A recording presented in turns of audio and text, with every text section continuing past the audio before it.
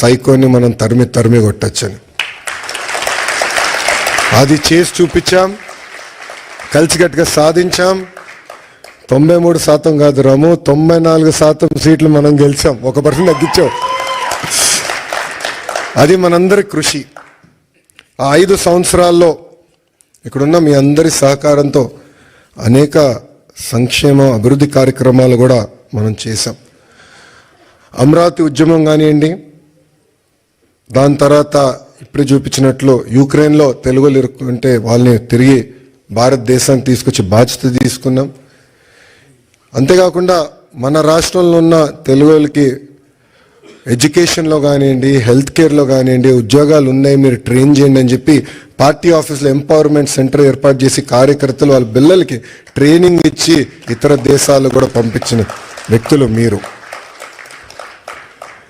అందుకే నేను హెచ్ఆర్డి అదేవిధంగా స్కిల్ డెవలప్మెంట్ మంత్రి అయిన తర్వాత ఒక ఆర్గనైజేషన్ ఉంది, అది ఉందని కూడా నాకు తెలియదు వాస్తవంగా. ఆ ఆర్గనైజేషన్ పేరు OMCAP, overseas man power corporation of Andhra Pradesh. అదొకప్పుడు బాబు గారే బ్లూ కాలర్ వర్కర్స్ అంటే కన్స్ట్రక్షన్ వర్కర్స్ మిడిల్ ఈస్ట్కి వెళ్ళేదానికి ఒక ఆర్గనైజేషన్ ఉండాలని చెప్తే మేమందరం కూర్చొని చర్చించి బాబు గారితో కూడా చర్చించిన లేదో అది బ్రాడర్గా చేయండి, ఎక్స్పాండ్ చేయండి.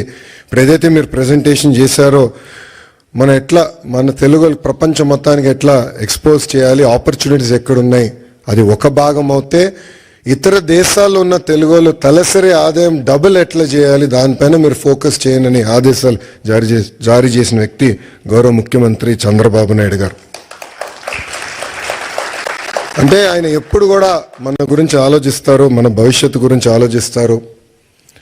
తెలుగులు ఎక్కడున్నా అన్ని రంగాల్లో నంబర్ 1 ఉండాలనే లక్ష్యంతో ఆయన పనిచేస్తారు. ఇప్పుడే భరత్ అన్నట్టు గౌరవ ముఖ్యమంత్రి గారు రాజకీయాల్లోకి రాకుండా ఉంటే ఆయన ఈలాన్ మస్క్ ఆఫ్ ఇండియా అయ్యేవారు ఆయన అన్నారు. I would have been very lucky or unlucky, I don't know. ఎందుకంటే చంద్రబాబు నాయుడు గారితో పనిచేస్తాం తేలికని పని కాదు, అంత తేలికైన పని కాదు. మేమందరం నవ్వుకుంటాం అంటే ఆఫీసర్స్ మేము రాజకీయ నాయకులు అందరూ కూర్చొని మాట్లాడుతుంటే సూర్యుడి దగ్గర నుంచి ఆప్టిమల్ డిస్టెన్స్లో ఉండాలని. సూర్యుడి దగ్గరికి వెళ్తే మాడి మస్ అయిపోతాం, సూర్యుడి దగ్గర దూరంగా ఉంటే చల్లగా ఉంటుంది. అంత ఎనర్జీ ఉన్న వ్యక్తి చంద్రబాబు నాయుడు గారు. అంటే అహర్నిశలు పనిచేయాలి, సమాజానికి సేవ చేయాలి. అటు తెలంగాణ కానివ్వండి, ఆంధ్ర కానివ్వండి, తమిళనాడు, కర్ణాటక, అండమాన్ నికోబార్ ప్రపంచంలో ఎక్కడ తెలుగులు ఉన్నా అన్ని రంగాల వాళ్ళు నంబర్ 1 ఉండాలి, వాళ్ళు ముందలు తీసుకెళ్ళే లక్ష్యంతో ఇప్పుడు కూడా అహర్నిశలు పనిచేస్తున్నారు. ఇప్పుడే రాము అన్నట్టు మన ఎన్నికల్లో అందరం కలిసికట్టుగా పనిచేశాం.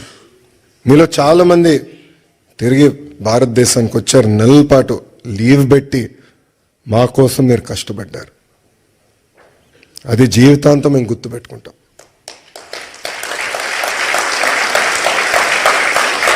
ఎందుకంటే మీరందరూ ఇక్కడ ప్రొఫెషనల్స్గా ఉన్నవారు, ఇలా ఆంటర్‌ప్రెన్యూర్స్ చాలా తక్కువ మంది ఉంటారు. సో ఒక 2 నెలలు 3 నెలలు ఆఫ్ తీసుకుని వస్తాం అనేది తేలికని పని కాదు, కానీ మీరు వచ్చారు. ఇప్పుడు అదే స్ఫూర్తి, అదే ఎనర్జీ రాష్ట్ర పునర్నిర్మాణం కోసం మనం పెట్టాల్సిన అవసరం ఉంది. అసలు పరిస్థితులు చాలా దారుణంగా ఉన్నాయి రాష్ట్రంలో. ఫైనాన్స్ సెక్రటరీ గారు ఇప్పుడే కరెక్ట్ టైం బయటకు వెళ్ళారు. ఆయన